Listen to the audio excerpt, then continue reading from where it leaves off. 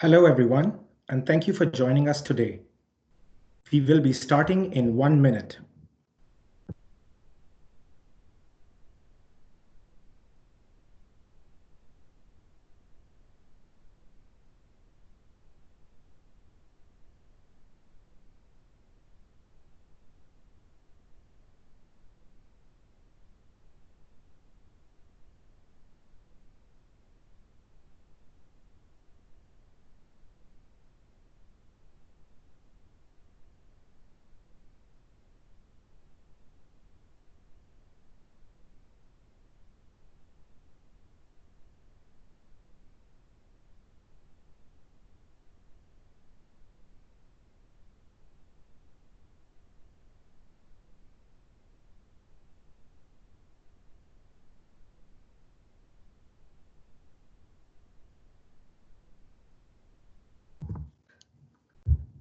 Hello, everyone. My name is Anurag Dhawan, and I'm the External Relations Officer at University of Toronto Scarborough. It is my pleasure to welcome you all to our first ever hashtag event. Before I introduce our speaker for today, a few housekeeping announcements. I request if all attendees can please keep themselves on mute through the session. We will have some time to take questions at the end of the presentation via chat, so if you can please drop your questions there. We are also recording this session, and the recording would be mailed out to all attendees. And now to introduce our special guest for today, Adam Rodricks. Adam is a UTSC management grad and an international award-winning social media strategist. He's currently the national lead of digital marketing services at KPMG Canada and has spent the last decade working as a digital and social strategist with brands such as Toronto Star, American Express, and Staples. Without further ado, it's over to you, Adam. Thank you so much. What a fantastic intro. Hopefully you can all hear me and see me okay. You can feel free to affirm that with some sort of emoji in chat if you like. I'm excited to be here. I'm elated to really just to welcome you to this exciting new initiative that's being put on by the Department of Management. Thanks, Iska. The Department of Management Co-op in partnership with the Marketing Group, connecting our undergrads with marketing leaders across digital, social, brand, and beyond. And I have to tell you, I woke up this morning and I really just felt like I related more to that former group of students than I did the latter group of industry experts, because it wasn't long ago that I was more closely identified with you guys. I mean, I'm basically you plus 10 years. I graduated this month 10 years ago from UTSC with a BBA. And I've spent the last decade climbing the ranks in the industry at a number of different companies, but more on that in a bit. I'd love to say thanks to the folks in the Department of Management and Economics for having me as this inaugural session. I think it was just yesterday, or at least it feels like just yesterday, that I was flying back and forth between the management building and ARC 223. And when I say the management building, I mean the old management building, where I remember walking in for the first time and being like, whoa. And then you guys got this fantastic new building. And then I walked into that to teach one day and I was like, whoa. So it's come so far forward, and it's tremendous. And that's really why I jumped at this opportunity to essentially to be here with you today, to give back. Because as U of T students, I don't think we just attend school, we become part of a family. And it's a network of incredibly accomplished individuals who will stay connected long after they graduate and help each other to prosper for many years to come. And this is one of the ways that I essentially put my money where my mouth is with that. You know, I mean, there's no payment here, right? There's nothing other than some time to give back to this. And I often think about why I do it. And it's because so many people in faculty at U of T invested in me during my time there. But the thing that really warms my heart is how many of them have stayed in touch with me now, and they continue to invest their time and their effort into me. So I really do hope that you too consider this to be an extension of a family. Okay, so today we're going to be talking about the digital marketing funnel. We're going to be talking about the various stages of lead generation, what strategies work and where, and then the best practices to nurture customers through the purchase decision and become a brand advocate. Now, you may be looking at this title visual and thinking to yourself, okay, is this meant to be symbolic? Like, is he saying that restaurants nurture patrons to become lifelong customers? Or is he saying how a funnel cake is kind of like, it's like a cocktail of deliciousness? Much like the marketing funnel is a cocktail of tactics that can help us. And to be honest, I just like funnel cake. And if you don't like that joke, or you're wondering who could possibly entrust someone with such deplorable dad jokes to lead a session like this, I suppose I should start at the beginning by at least telling you a little bit about my journey from the classroom to the industry. And I'm so glad, Christine, hi. I'm so glad that somebody else agrees that funnel cake is amazing. I cannot wait till the world reopens and I can go promptly to Canada's Wonderland and get myself some. Okay, so when I think back on my story, I really can't think of a more appropriate group to share it with than this group sitting here with me right now. And that's really because it all began at UTSC. Whenever I wasn't on campus or taking part in some awesome extracurriculars like MESA, and I wish the marketing group was around back then. But alas, like I would head home and I would throw myself quite wholly into one of my many passions, most namely video games. And it wasn't enough for me to simply play these video games. I'd have to take it online to discuss them right after. And as a pretty broke university student, I would be furious whenever I invested in a game and I was robbed of what little disposable income I had. And as a result of that, I became extremely vocal online about the value or the mileage I was getting out of certain video games. And there were a lot of similarly broke college and university students who developed trust with me because they said, okay, if Adam is saying this game is worth it, it probably is worth it. And through that online activation and trust building, I got the attention of a pretty big name in the industry. I really hope that most of you would know that my little plumber friend here isn't just a cute toy. He's representative of one of the biggest video game brands in the world, Nintendo. And they reached out to me and they said, we would love for you to take what you're doing with your online presence and bring it on to our platform and become Canada's first Nintendo forum moderator. Now, I'm not sure if any of you use platforms like a forum, maybe something like a red flag deals, for example, but if you think about it, it really was like the first iteration of social media. Because what is a forum? It's groups of like-minded individuals who gather online and they discuss purchases or decision making, and that conversation is usually moderated or more apropos for present times, influenced or steered by somebody whose task is essentially to promote the quality interaction and at times even promote the brand. And here I was thinking that Nintendo just hired me to put the letter U in words like color. Now, moving forward from there, that brand affiliation to Nintendo gave me a considerable amount of clout online. And I saw my following and my blog readership go from 5,000 to 10,000 to 50,000. Ooh, going to remind you guys to unmute yourselves. So we're going to get a crazy little echo there. I think it stopped almost immediately. That was really good. So as I was saying, my blog went from 5,000 to 10,000 to 50,000 readers to, oh my God, I checked my mail and there is a literal check for ad revenue in there. And I cannot tell you, like that was the best self-taught lesson of a marketing student in 2008, where we weren't even really sure how that worked. And as I said, I was kind of a broke university student too, so it was so appreciated. I was literally ecstatic. No joke, I think I had something like $65 in my bank account at the time. And every month thereafter, I would positively strut to the mailbox to extract that ad revenue check. And as they steadily grew, so did my excitement. And then one day I went to the mail and I pulled out the letter and I extracted what I thought was a check, but it wasn't a check. It was something that we call a cease and desist. Now, I'm sure many of you are very familiar with the term, but for anyone who isn't, it's essentially a very scary lawyer written message sent that says, stop doing that thing, stop doing the thing. And the legal ramifications, if I chose to persist, were more terrifying. And they were represented by a dollar figure that, well, let's just say that there were a lot of zeros behind it.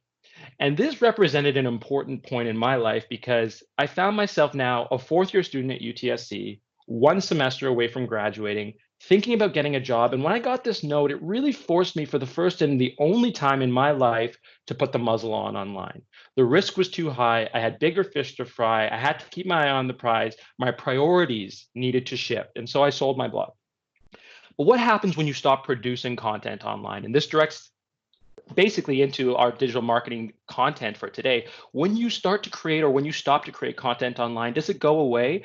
It doesn't magically disappear. And it most certainly did not in my case, because it became the basis of an online portfolio for job seeking that I wasn't even aware I was putting forward. Okay. And that's critical because I get a lot of questions from students, especially on the brink of graduation. What can I do to essentially get a leg up? And so many of them are under the impression that they need to wait until they've got formal employment to start building a portfolio. And clearly that's not what I did. And I received that first call from these guys. And as some of you have probably guessed, this picture is indicative of the brand Staples.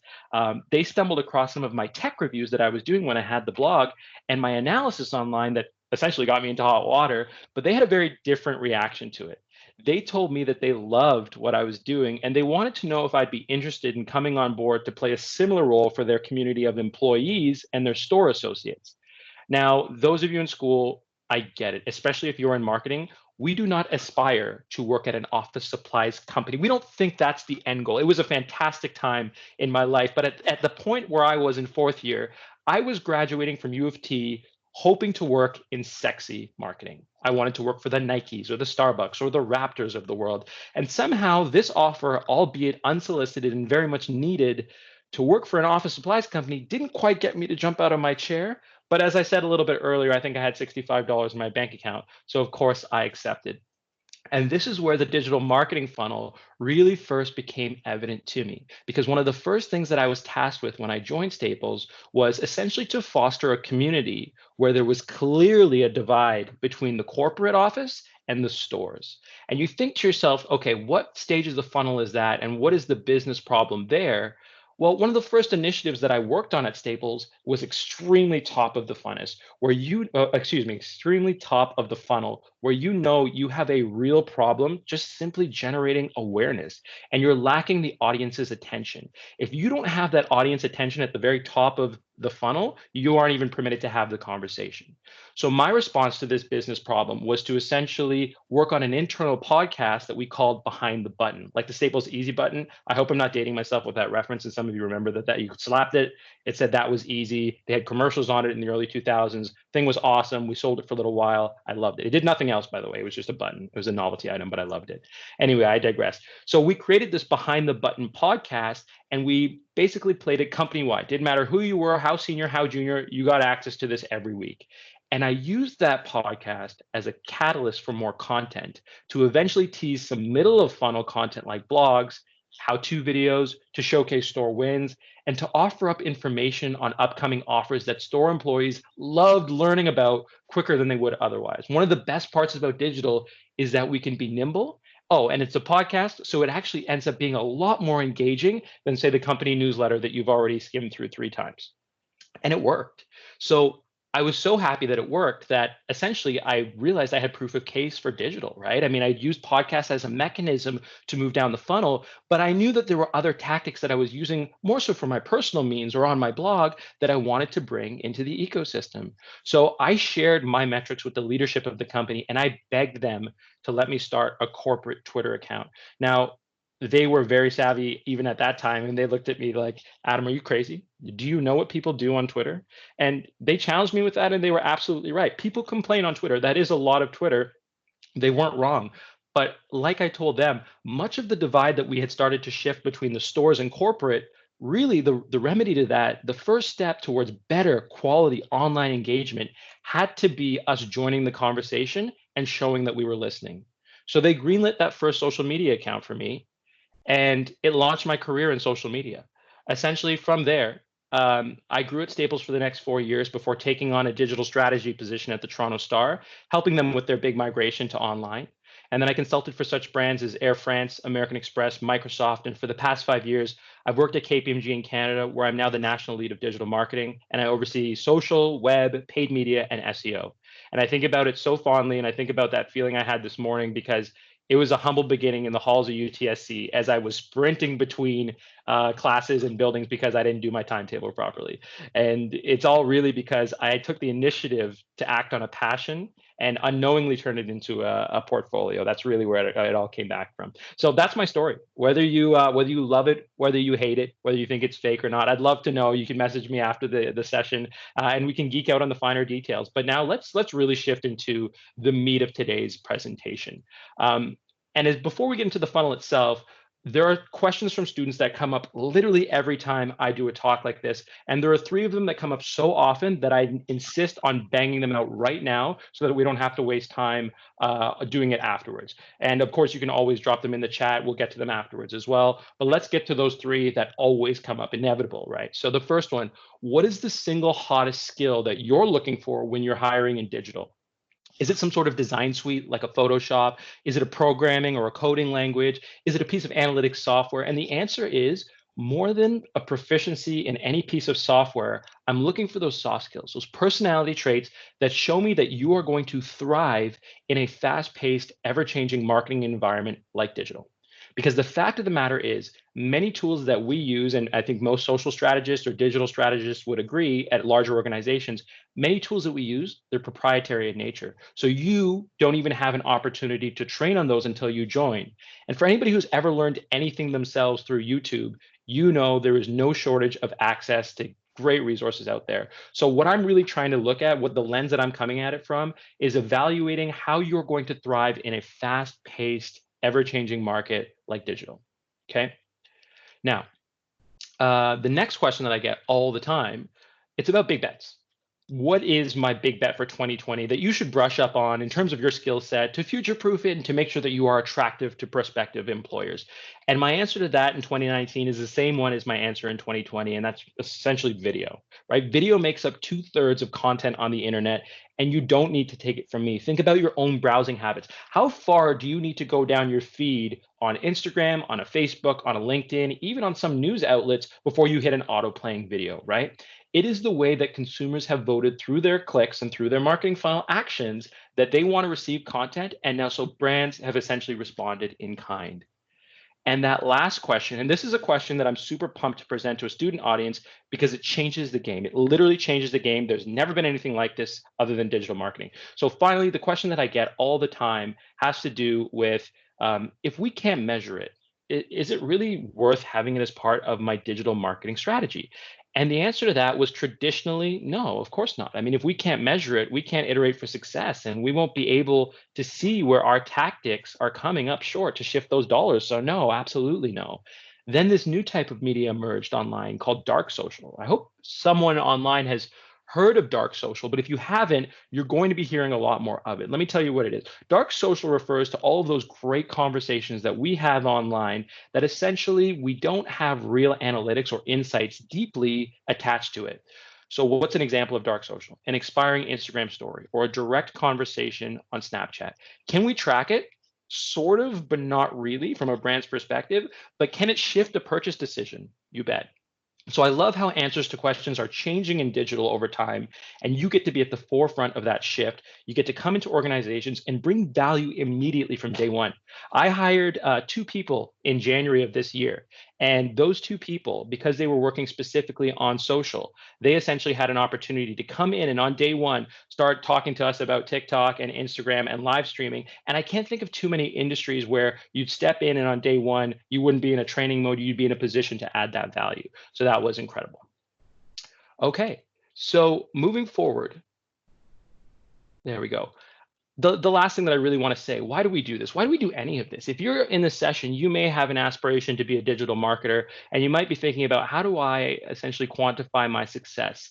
What is the ROI of these efforts? And it may seem easy to knee jerk and say, oh, that's easy. You know, we got to make the dollars. If we don't make the dollars, it's not effective. And congratulations, that probably would get you some good marks on a test, for example.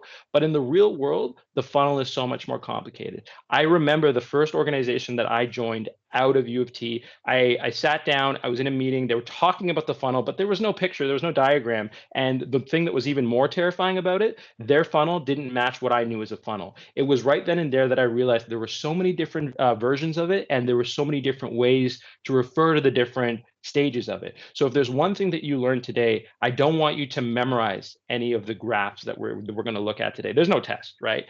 Essentially, what I would love for you to do is get a better understanding, a deeper understanding of what each of those stages signifies, the tactics that flow into them, and how you flow a prospect or a client from one stage to the next. That is the real meat that you'll be able to take from this presentation. Okay. Moving forward. Okay, so I can't tell you how many people pipe up when I ask them about an effective funnel, and they show me they know the terms tofu, mofu, and bofu. And those are great terms, but they don't necessarily lead to strategic marketing without a really good understanding of objectives and the tactics to support them. So for the uninitiated, these These acronyms that may sound like health food to you if you've never heard them before, they actually refer to different phases of the funnel, and they can be categorized by an audience segment or even a persona. So at the very top of your funnel, you're going to look to attract a much larger audience of potential leads because essentially you're working to attract relevant traffic without deliberately filtering or discouraging conversions. Okay. Common examples of tactics at this stage in tofu include a blog article, a webinar, or a social media. And I promise you, even though I said a webinar, I'm not selling you anything. Next, you move down to the most important thing to do, which is tying it back to your objectives. And the way that that tofu content can essentially educate or educate an audience on a specific question. It doesn't necessarily have to be a question they have, right? It could be a need, it could be a pain point that they're looking to address, but without a sales tie-in. And this is critical. You're not doing your hard sell at the top of the funnel. You'll get this opportunity to do it with your MOFU, right? As you kind of segue in. And what is MOFU? The middle of the funnel is essentially what that is. And once your top of funnel lead converts on an initial content offering, they will progress into this middle of the funnel. And this is often viewed in the industry as the most complicated funnel stage because there's broad diversity of interested leads, right? It's not like everybody who's made it to this segment is necessarily of the same persona. So they haven't all been fully qualified.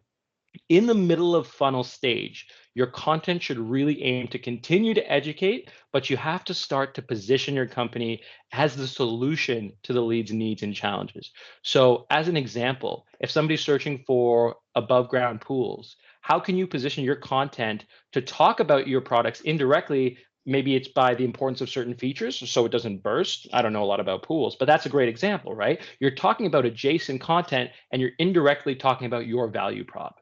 So great examples of MOFU tactics, include case studies or automated email campaigns, free trials, and of course, targeted content. And then finally, the holy grail, the BOFU or the bottom of the funnel. And I remember spending so much time studying this and then realizing that in practice, it takes a lot of work just to even get here. So it's totally fine to focus your learning on that top of funnel if you so choose. But if you do make it to the end of the funnel and you're focusing on BOFU, well, firstly, congratulations. Once you've attracted a healthy collection of leads with your tofu content, you have essentially continue to engage and warm them up with your MOFU. But now what? Like, what do you do once you're in BOFU stage? It's the most crucial because you're going for the sale. In some cases, BOFU may not consist of content at all because a key criteria of this stage is that it hinges on your lead knowing and in being comfortable with that one-to-one interaction. I repeat, in BOFU, you may not even have content at all, but you may. And this is where you see a lot of e-commerce providers, for example, leveraging tactics like a discount code to stress the urgency around the purchase during that last stage. Now, although the concept of lead nurturing through tofu, mofu, and bofu may sound simple in theory, I promise you it is not. It is something that has evolved over time. It's something that my understanding has deepened as I've gotten exposure to different funnels and different organizations. And now that we've sort of established what a funnel consists of, please let me undermine myself by just throwing holes in what we've learned right here with some caveats of real world companies. Okay. So the first one that's really important, and I never saw this presented to me anywhere. The funnel is essentially a theory. Okay. The objective of a funnel is really to make it more of a cylinder. Why is that? Well, think about it. What are you trying to do? You're trying to move all of those top of line, and I hope you guys can see my hands right now. You're trying to move all of those top of funnel would-be customers into actual customers. And in a perfect world, it would translate, but that's not the reality of any business, right? It's part of a marketer's job to turn as many leads as possible into customers. And that's why we present the funnel as cylindrical in theory, okay?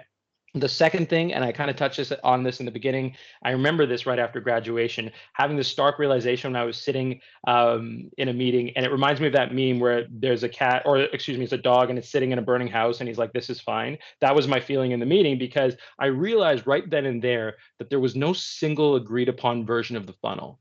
Some have many stages while others have few. Some have different names and different actions to be taken by the business and the consumer. So if you have a slightly different version or one with different labels, don't sweat it. As I said, the most important thing here is for you to understand the differences from stage to stage and the tactics and the objectives and how they flow. How do you get somebody from one to another? That is the most critical thing for you to take out of this, okay? Now, this funnel is produced by TrackMaven. So shout out TrackMaven. It's the one that I've taught the most, and it's the one that's ranked true to me the most in terms of the teams that I've worked with.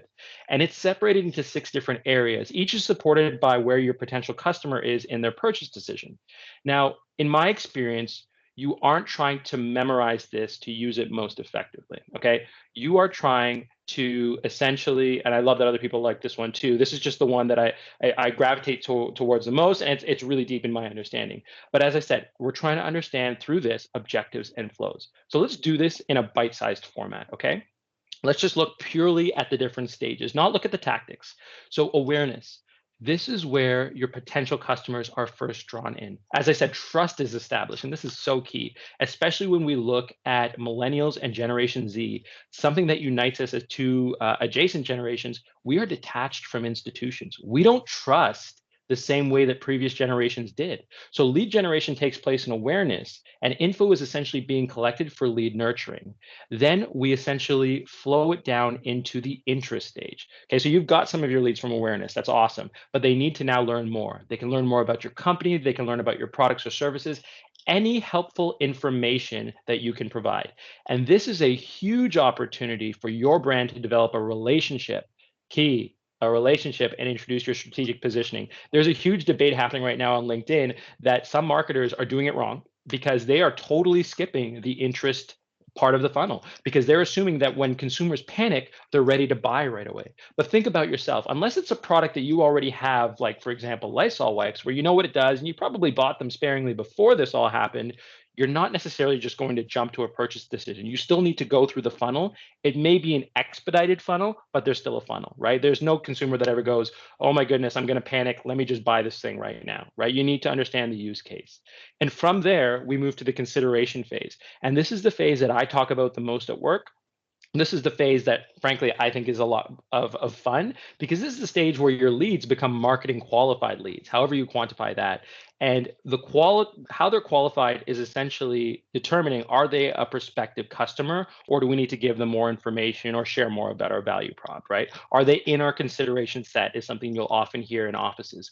So how you qualify your leads is a broader topic, and it requires much more scrutiny from marketers because if we don't align on our definition of a marketing qualified lead, we've got bigger problems in our marketing funnel, right?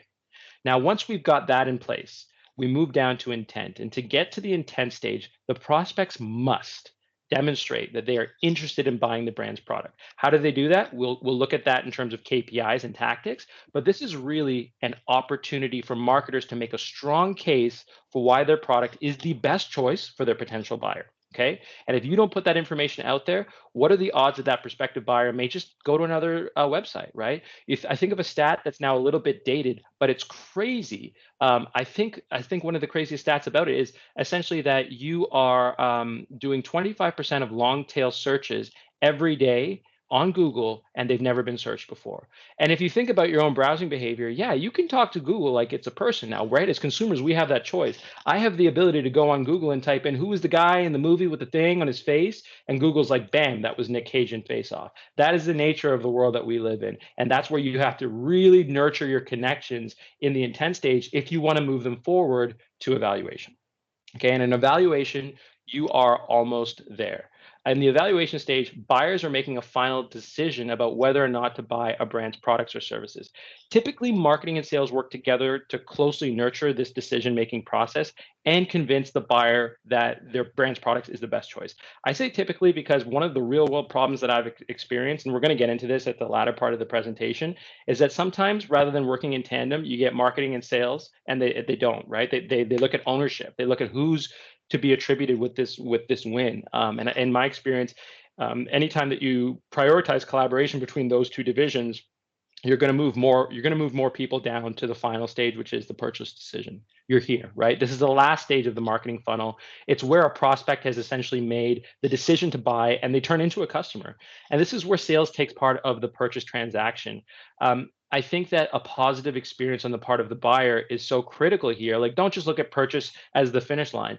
Having a positive and user experience and a customer experience here is great because really good referrals start the funnel again. Okay. And then we go back to the top of the marketing funnel with a nurtured lead. That person has the ability to flow in to become a brand advocate or ambassador. So that's really critical too. Don't look at the bottom of this funnel as the end goal so much as a cycle, ideally. Okay. Now, in addition to the lack of industry alignment on the funnel itself, it also differs a little bit between whether you're talking to a B2C brand or a B2B brand. And I just want to call out a few really good differences between them in case you're thinking about joining one of these organizations and you're wondering, okay, well, what would the typical process that I'm going to be working on look like? So a few of them are listed here, and I think they're pretty self-explanatory. I want to essentially highlight two. So most B2C consumers, they navigate the funnel alone or with a small group of trusted advisors, usually friends or family. I want to pause here because this is cool and you're at the forefront of this. Essentially, B2C consumers, when we talk about that small group of trusted individuals, you think about the micro influencer model, right? Think about the last time that you voted or you bought a TV or a car. Odds are, unless you're a tech aficionado or an auto aficionado, you probably didn't make that decision in isolation. You probably went out to one or a few trusted individuals, whether it's a parent or a friend, and you said, hey, like, I'm thinking about buying this car. What do you know about it? And then they have swayed you. Similarly for voting, if you think about how you voted in the last election, were you swayed? Who did you go to for your information, whether that's a person or a media outlet? And that's where B2C really thrives under the emergence of the micro influencer model. So when we think about influencer marketing in particular, that's why we see a lot of B2C brands flocking to it and implementing it as part of their funnel. Now, by contrast, B2B consumers, they typically have a larger cross-departmental buying group. I think the stat is something like 5.4 people on average within an organization are involved in the buying process before it even gets through. And if you think about the various divisions, it's absolutely true, right? You may have the marketer who has the business need, but then they may have to go to procurement, to security, to privacy, to legal, what have you, whatever that is, essentially to bring in new tech, as an example, into an existing ecosystem of the tech stack, it's probably not a decision that one person is able to make in isolation or implement in isolation. And that's a key differentiator between B2C using micro-influencer and B2B, which is really a team play throughout, okay? I hope that's clear. We can obviously come back to the differences there, but I'm going to just plug along in the interest of time. Now, this is the other thing. As I said, in the real world, there are no perfect graphs. I don't know why I thought there would be, and I was sitting in those meetings right out of school like, oh my God, this is fine. This is fine. I'm going to learn this. And I did learn it over time, but I think it's also important to just embrace that, right? This is not perfect. And some experts will go so far as to argue that the marketing funnel itself, it's no longer relevant because the buying process itself is no longer relevant, right? The buying process itself is no longer linear, is essentially what they're arguing. And leads are coming into the funnel at different stages. Why is that happening? Well, in short, internet, right? I mean, we're coming in because people are being referred to by friends and they may already know that they want to buy a brand's product. There are some products, for example, that if I've got someone in my network, they tell me they swear by it, I'm probably not going to do a lot of that research, right? And if you think about an electronics store as an example, think about the way that this non-linear funnel has come into play. We'll use an example like Best Buy, right? If you were to be a fly on the wall in Best Buy in the early 2000s, what did you see a lot of? Well, you saw a lot of blue shirts and you saw a lot of people talking to the blue shirts, a lot of people who were evaluating options to get them into their consideration set. They'd stand there and they'd look at them and say, well, how many customers have returned that one? And then the Best Buy guy would say, oh, this one's got a really, really good response from customers. And that was a really key part of the decision-making or the buying process. Fast forward to now, if you go to a Best Buy or any really big, department store, appliance store, what do you see by contrast? Number one, you're probably seeing a lot fewer of those blue shirts walking around.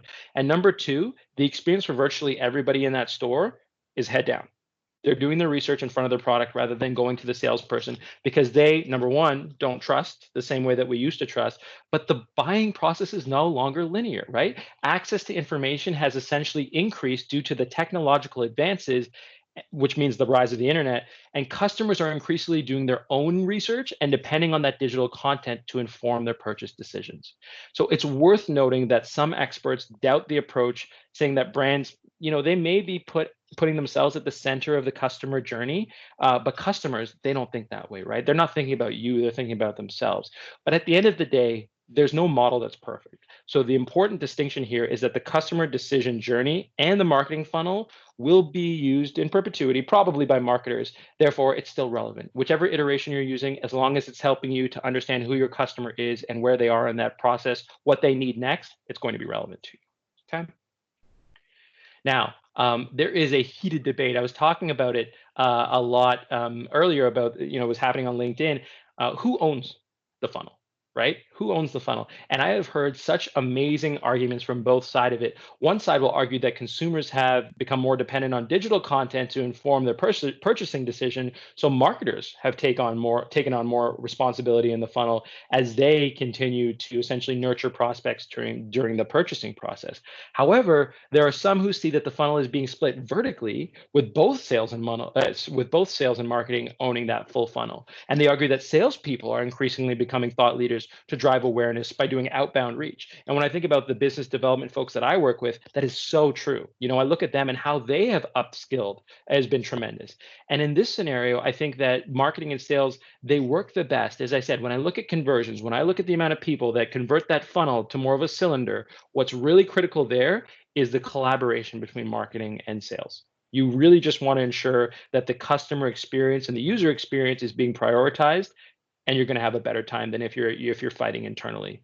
So that's probably my biggest advice. I know that in theory it all sounds well and good, but we have to put it into practice, right?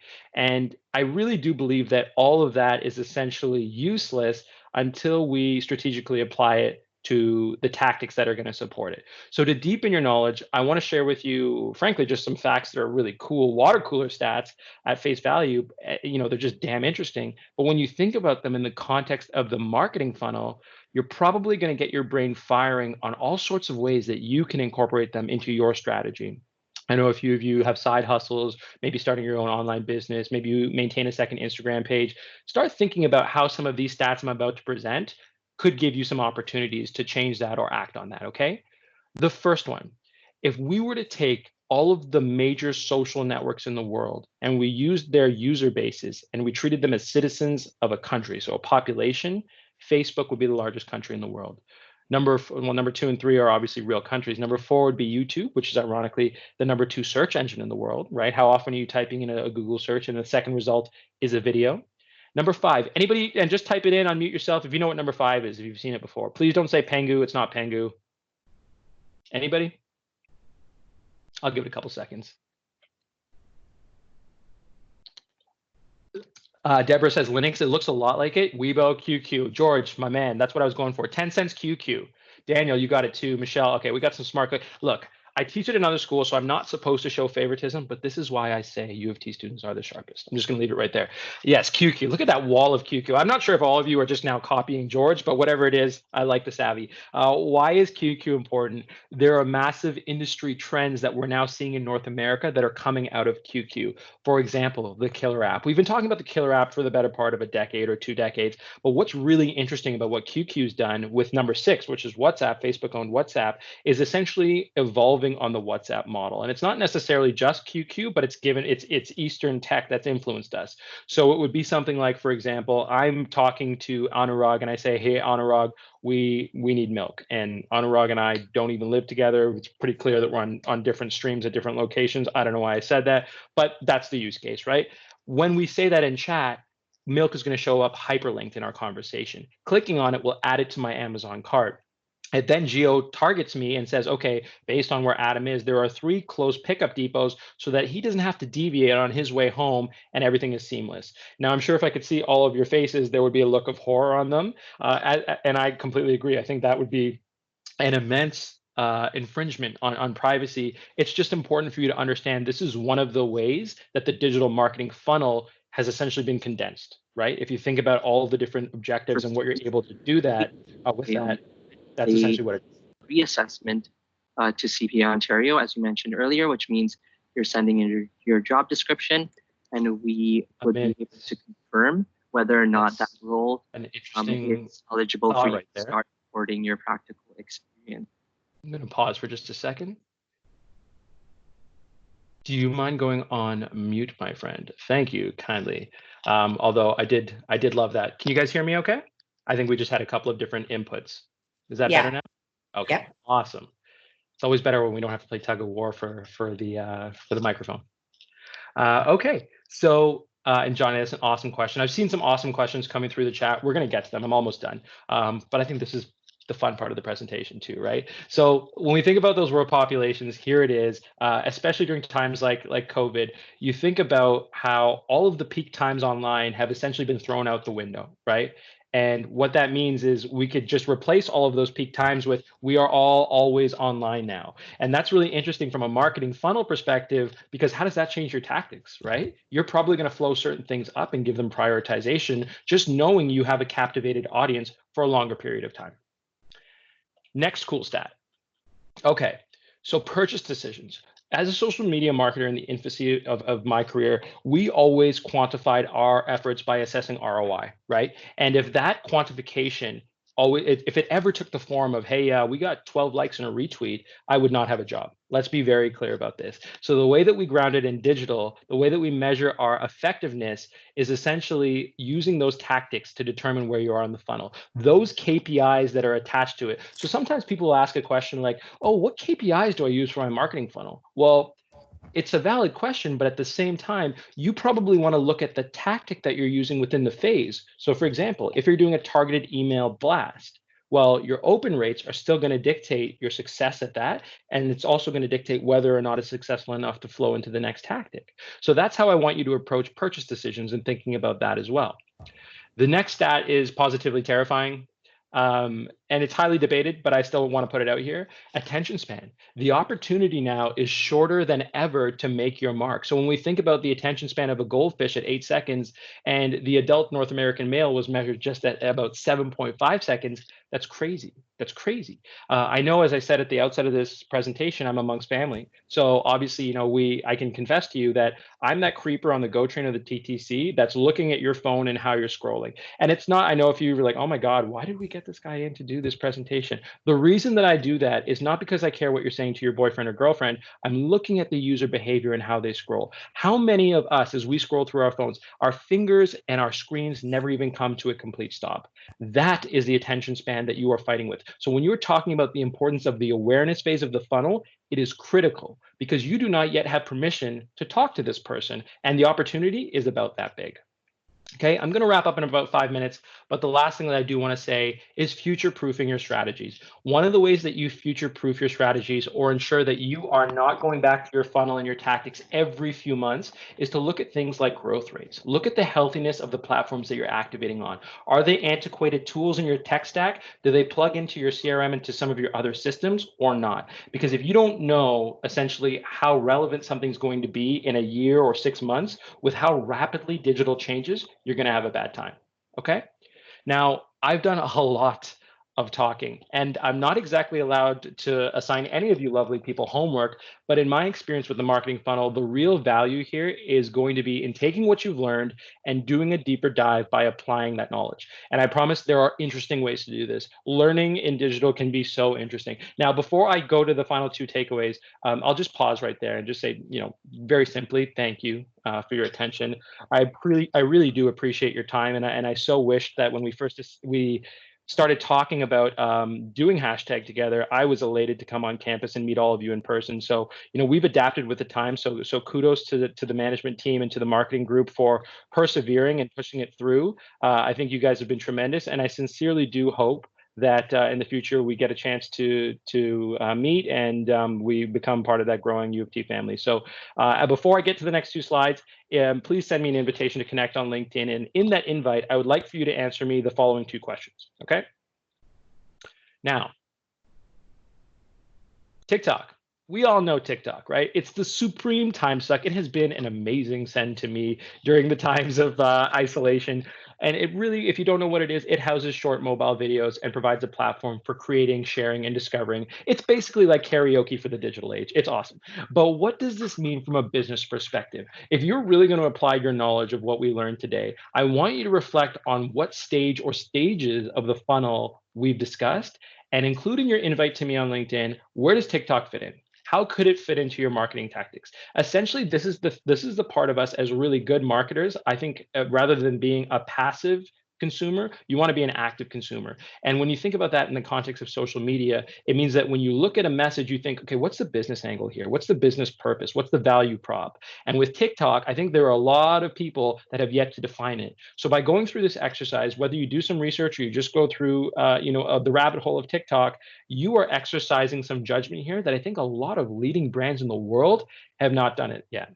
Okay, so by doing this exercise, I dare say you are adding to your portfolio. So that is the first thing that I want you to do. What part or parts of the funnel do TikTok videos fit into?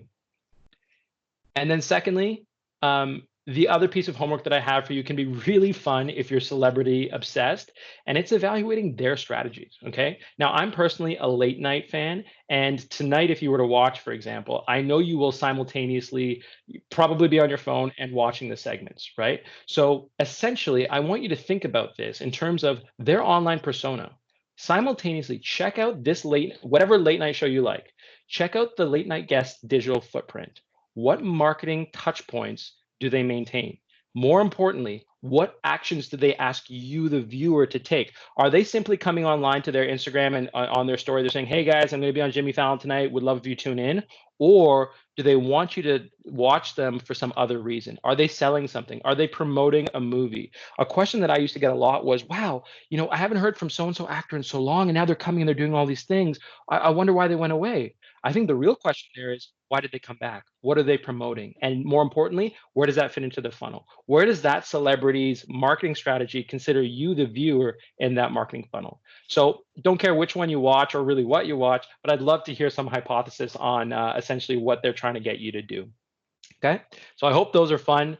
As I said, that's really it. So there's a few things that I find as rewarding as coming back to U of T and sharing a little bit about my journey. And I said it again, and I'll just, I'll stand by it. You are some of the sharpest students that I've ever had the pleasure of speaking with. And I sincerely hope that today just serves as an introduction for us and a catalyst for conversation. So thank you all very, very much. Anurag, I'll open it up to you and to the floor if there are any questions. I know there are in the chat, but I'll pass it back to you anyway. Thank you, Adam. Thank you so much. That was just fantastic, very informative, lots of learnings and tips for the audience. I didn't realize that I was going to be getting homework, but I know what my evening looks like now. At least it's TV though, right? Like I didn't give you hard stuff. You get to go on TikTok and watch TV. I'm pretty cool that way. Yeah, we've been getting a few questions in chat, and we got some time to kind of try and take some of those now. So let me pose the first one to you. So this one's coming from Arman. There is a thin line between tracking dark social and, in quotes, spying or being creepy. Do you think this line will continue to blur in the future? Do you see this line as a legal barrier to achieving true marketing potential? Wow, what a great question, first of all. I think one thing that we look at with the infancy of tech and new tactics that come in, typically it's not that they become muggier over time, they actually become more defined. And if you think about social media, when I started at 3 organizations I've been a part of, I was the first dedicated resource to social media.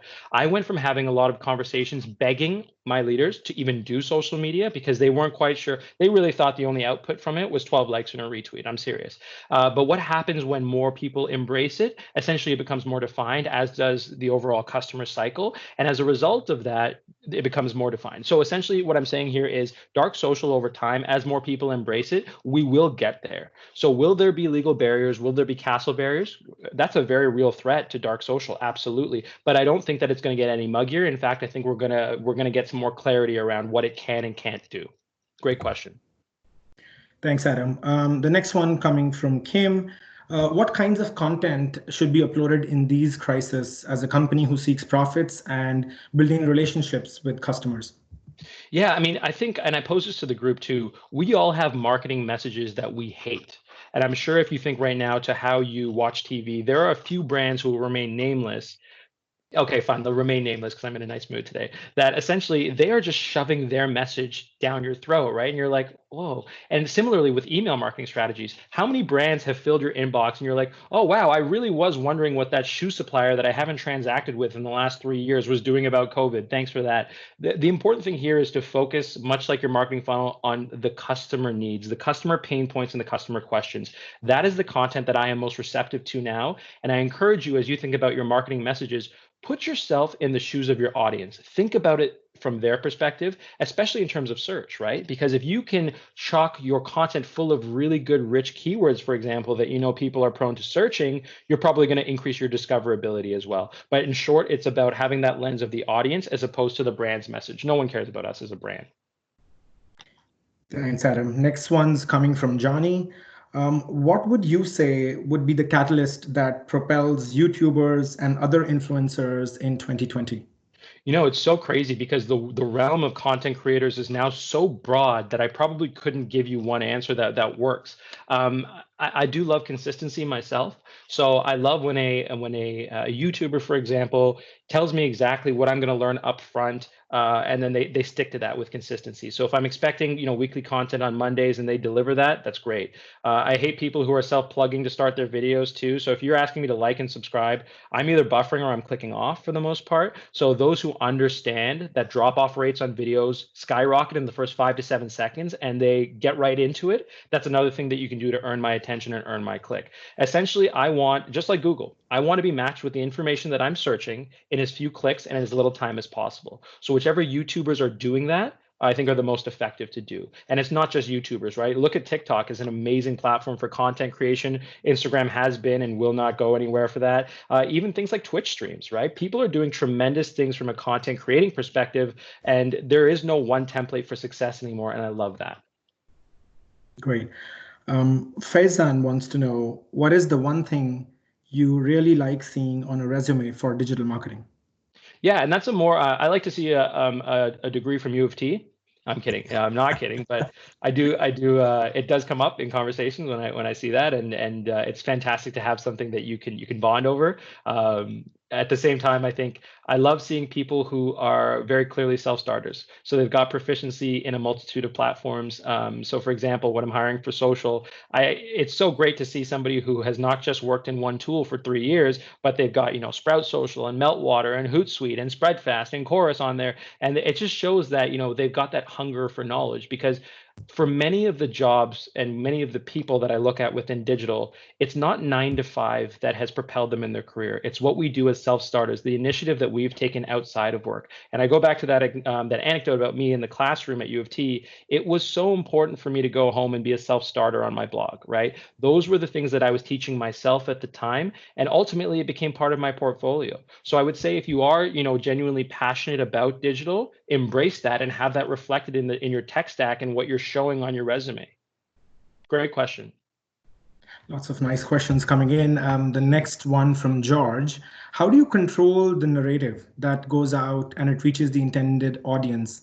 Is there a way to measure the narrative? For example, when Apple launches a new product, famous influences may have negative reviews about the product, which may deter people to try the product. Yeah. In short, George, I think control is a word that we're getting further away from. One of the things that I've learned through my career, and I'm happy to say I learned it the hard way, is that you as a marketer will create the message, and then once it's published, the community will do with it what they will. Okay. So you could have the Mona Lisa of marketing campaigns, but if the product that you're selling is subpar, do you not expect the community to out that? Do you know what I mean? So that is really at the core of what the community engagement is going to be. But the other thing that I want to talk about here, because you gave a great example with Apple, those influencers and the way that those are being measured by companies, it's changing, and it's changing rapidly. You've probably all heard the anecdote by now, so I'm not going to bore you, of the Instagram model who had 2.2 million followers, but she couldn't sell 35 shirts. Every marketer who was worth a damn at that point looked at them and they said, okay, well, can you tell to me the ROI of an influencer if they can't sell 35 units of product? And that really gave way to the emergence of the micro-influencer program. I think that is what we're seeing now in the industry. We're not seeing big companies that necessarily need to drop hundreds of millions of dollars into influencer marketing so much as they can work on a micro level. And that's great because I think it's very indicative of the way that Generation Z as well as younger millennials prefer to buy anyways, right? Like I'm not going to the big faceless Coca-Cola Twitter account when I have a question. I'm probably going to look up a product owner on LinkedIn where I can see how long they've worked there and what exactly they do. And I may reach out by LinkedIn DM. That is the way that the world's changing. And I think this is a great example of it. Great. Wu is asking the next one. For novel products like certain mobile apps, what would you say is the platform with the highest ROI to generate awareness in potential users, if there is one? You know what, and there definitely is an answer to that, but it's so dependent on your industry that I can't give you one. I can tell you what works for me, and I can tell you that although I'm not a huge Facebook user, as an example, when I look at a question like this from what is the most cost-effective mobile app for me to advertise on, yeah, my cost per click is lowest on Facebook. So it's a key part of my online marketing strategy. If you ask me where my engagement is higher, it's definitely LinkedIn, right? So I think you have to look at your objectives and your industry, and then you're able to get an answer to that question. It's just too broad of a question for me to say one answer to. The next one's coming from Daniel. How do we get the marketing funnel started if we are about to launch a new app? How do we gain awareness? Oh, great question. So I think at the outset, as we've talked about quite a bit, you think about those prospecting KPIs. If your business problem at the beginning is awareness, what can you do to address it in terms of tactics? And more importantly, what are the measurements that you're going to use to determine how effective you are? I'm going to give you a couple of examples. So when you look at equations, for example, so how do you determine the research and response rate ROI? There's an equation that we have that we use, which is essentially your new response rate minus your old response rate, and you divide that by the hours spent on research. That will tell you essentially the increase in time that an agent has spent researching for that product. That's one way that you can do it. But I guess at large, what I'm saying is you need to ground your tactics and your objectives in KPIs, okay? Because when somebody in a business setting asks you how effective were you at moving down that funnel, you can hypothesize and say, well, I love the Instagram content that I put out, and I know social media fits into the awareness phase. But yeah, to what end? And what business objective are you accomplishing with that? How are you moving people down the funnel? So grounding it into various KPIs is a great example. We talked a little bit about email as well, right? So email open rate. So the number of emails opened over the number of emails sent multiplied by 100. That's another one to quantify your success when you're starting a campaign, right? Am I ready to move these people down to, say, a targeted email journey if my numbers aren't good enough? Probably not. So yeah, grounded in KPIs is sort of the short end of that answer. Thank you, Adam. You're welcome. The next one's from Amelia. So she asks, what about the post-purchase? Once customers leave the funnel, how important is it to continue to nurture the relationship after the purchase? And how would you do this effectively to send them back up to the top of the funnel? She also talks about the flywheel model that she's seen and your comments around that. Cool. I'm going to go back to one of these slides because I think it says what I want to say beautifully, and that is right here. So at the bottom of the funnel, I don't think we should necessarily consider ourselves going back to the top of the funnel so much as nurturing that person who's a previous customer to become a brand evangelist, an advocate, or an ambassador. That's where they are. If they've had a purchase decision with us, what can we do to essentially make them take them from a one-time customer to a lifetime customer? So I don't think that we want to necessarily consider after the purchase decision, it being cyclical all the time. I think for a lot of people, we should really be focusing on how do we make sure that experience was so good that they want to tell their friends, right? That is the micro-influencer model in practice right there. How do we essentially create a new level to the funnel where there's nurturing happening rather than going to the top? What we want to do with going to the top, the cyclical part of it, is to tell your friends. We want to introduce new prospective buyers to the top, and how they found out are from those brand evangelists. That is the objective that I would go for. Awesome. The next one's coming from Hira. As a digital marketeer, how do you balance when to invest time developing a strategy, not knowing if something is a fad or trend? For example, many people speculate that TikTok is a fad, thus companies may not invest big resources, but also risk missing out on an opportunity to connect with the customer. Yeah, so two things I'll say on this. Number one, and great question, by the way, here. Number one, never fall in love with your tactics. I mean, we work so long on a lot of our marketing initiatives that we do become very attached to them. But what's really important when we have an analytics lens on during the iteration for success portion of a campaign is that we are unbiased. If something else is working better for us to accomplish our business objective, do that. Similarly, I love this, the fads and trends of TikTok. Maybe the same was said about social media as an industry at large at one point. And what I come back to continually is to test doesn't necessarily mean to invest millions of dollars. You can test on a very small scale and see how effective it is. So my big advice to you is to just lean into it. Just jump into it on a very small scale, even if that means $0 investment and you're doing something organically, to see if it accomplishes what you think it'll accomplish. And when it comes to gut check time, just be really, really honest with yourself. I started in social media, but right now, as part of managing a bigger portfolio, when we do a postmortem on a campaign, I'm looking at social fondly, but if it underperforms versus other marketing tactics, like say SEO or programmatic display, yeah, we shift dollars because that's the right thing to do. So I encourage you to bring that perspective to it as well. I believe we've got time for one last question. Okay, one more. What marketing blogs or podcasts are your go-to favorites? Go to marketing blogs or podcasts, great one. So there's a reason I use TrackMaven for the digital funnel discussion today. I think they are fantastic. More broadly on search, Moz.com has always been my go-to. And in terms of podcasts, to be honest, mostly my friends. I love the small startup tech ones in Toronto.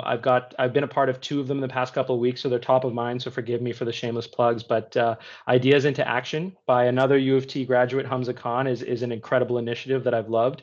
And there's another one called Stay the F at Home that I had an opportunity to be on, and it's all about just marketing in the age of COVID and how things have changed. Because I think what's really interesting is we've all got the microphone, right? And we're like, okay, who's the marketing expert? There's nobody living that's ever undergone anything remotely like this before. We're all learning together. So the most important thing to do is just cast that net far and wide, learn from your peers, and always have that critical lens. Great. I have a few more questions. However, we don't have any more time left, and would like to close. I want to once again thank Adam and everyone else who joined us today, and we hope to see you all at our next hashtag event. Thank you so much. Bye, everybody. Thanks so much. Take care. Thank you. Bye-bye.